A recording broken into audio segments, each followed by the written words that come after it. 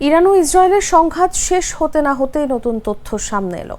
জানা গেছে, ইসরায়েলি হামলায় নিহত হননি ইরানের সর্বোচ্চ ধর্মীয় নেতার শীর্ষ উপদেষ্টা আলী শামখানি।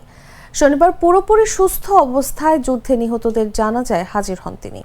গত 13 জুন শামখানিকে হত্যার দাবি করে ইসরায়েল। বিষয়টি নিশ্চিত করেন ইরানও।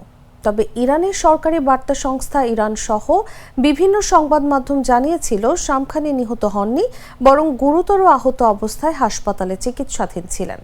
তবে দীর্ঘ সময় ধরে তার কোনো ছবি বা ভিডিও প্রকাশ না পাওয়ায় তার মৃত্যুর গুঞ্জন জোরালো হয়ে ওঠে। শেষ পর্যন্ত রাষ্ট্রীয় টিভি ও সংবাদ মাধ্যমে তার উপস্থিতি ও সরাসরি সাক্ষাৎকারে সব প্রশ্নের উত্তর মিলল। জানা গেছে, শনিবার ইসরায়েলি হামলায় নিহত সামরিক কর্মকর্তা ও পারমাণবিক বিজ্ঞানীদের জন্য একটি রাষ্ট্রীয় জানাজার আয়োজন করে ইরান। সেই জানাজায় নামাজ পড়া হয় শামখানির জন্য। এরপরই রাষ্ট্রীয় টেলিভিশন চ্যানেল IRIB-তে প্রচারিত এক সাক্ষাৎকারে হঠাৎ করেই দেখা যায় আলী শামখানিকে। একই দিনে তিনি অংশ নেন নিহতদের সম্মানে আয়োজিত জানাজা অনুষ্ঠানে, যার ছবি প্রচার করেছে IRIB।